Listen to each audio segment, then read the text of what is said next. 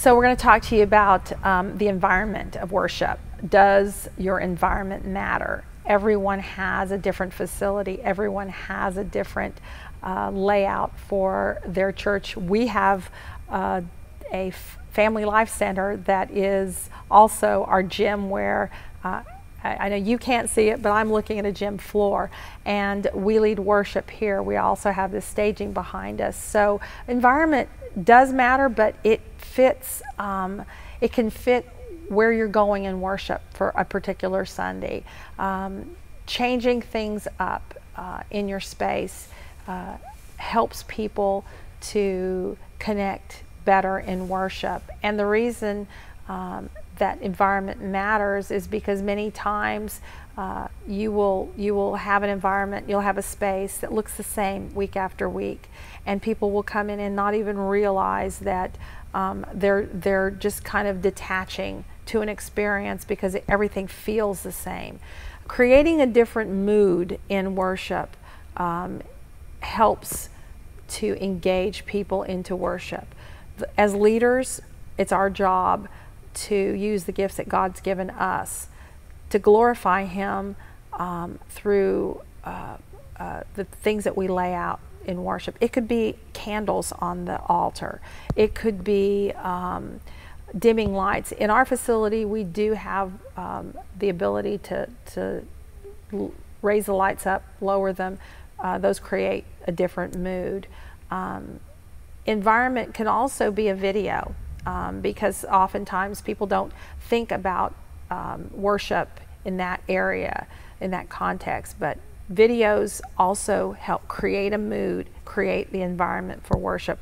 Whether you put it at the beginning to help your congregation focus, or put it at the end after a message is given.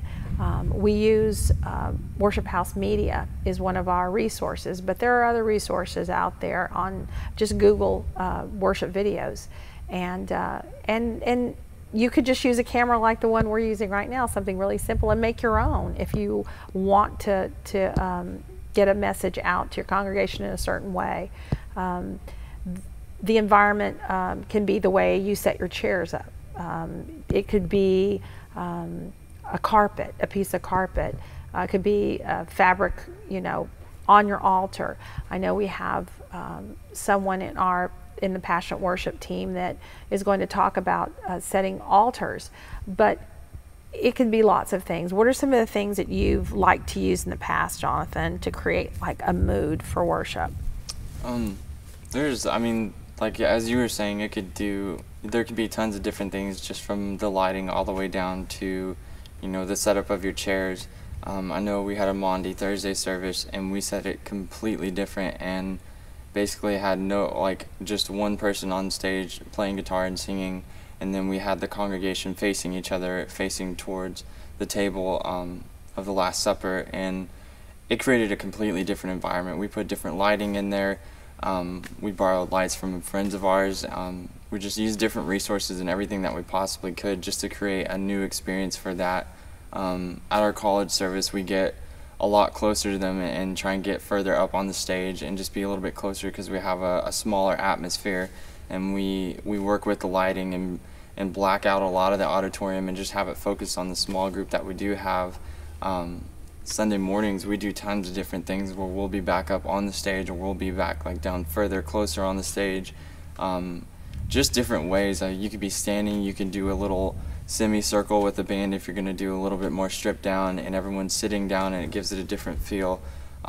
There's so many different options, but my favorite is definitely just the more intimate setting. It's just a personal I guess preference is just to have that more sitting down, and just that option for everyone else just to relax, and they know it's a relaxed atmosphere when they come in. I mean, just the different vibes that you can give off of so many things. Absolutely. One of the other things that can change your environment is communion.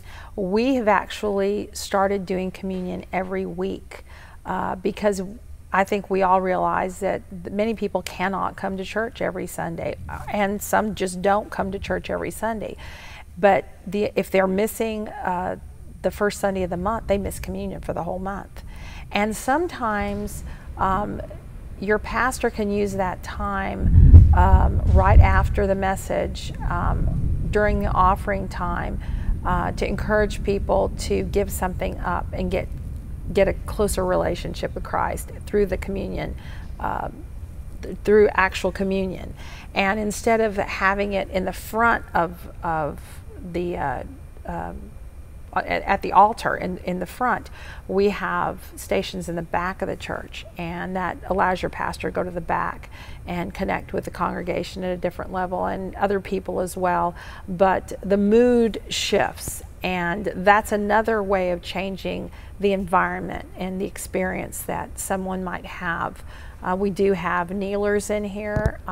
We have them in different places. So, you know, you give people an opportunity to be more private instead of being in the front. Again, looking at your congregation and seeing maybe what you could do a little differently than the week before.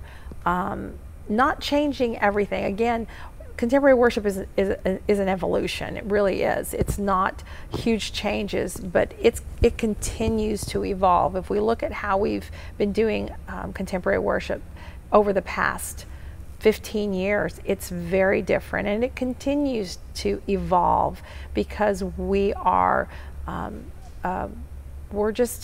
we're a culture that's constantly changing from the way we receive information, the way we process information. And so we try to look at that and also pull in from the historical, pull in just the way Jonathan was talking about how we did our Maundy Thursday service so differently. We had a Seder supper in the middle of our facility, in the very middle, and everyone was able to focus their experience on what happened at that table. And the music wasn't central. It wasn't the main thing. It was a peripheral to the experience, but it was very important. And everything that was coming from the musical aspect was important and intricate in the whole experience. So we like to take a holistic look at how we worship in contemporary worship and see how we can utilize so many things to help people again have a deeper relationship with Christ. And that is our job, and that is what we're blessed to do every week. Each segment that you may see on the YouTube video channel that we've had our address, the Passionate Worship Committee's address on, will reflect different areas of the contemporary worship that we all deal with as leaders. If you have a specific question concerning how you do contemporary worship at your church, and we can, I'm sure we can help in some way, but if you'd like to send us an email, and we will respond, and we'll have different people responding to your questions. It's very difficult to cover the entire conference, so we've chosen to communicate with you through YouTube videos, and we'll be putting them on the site pretty regularly and trying to respond to your inquiries. So ask us questions, and we'll be here to serve you.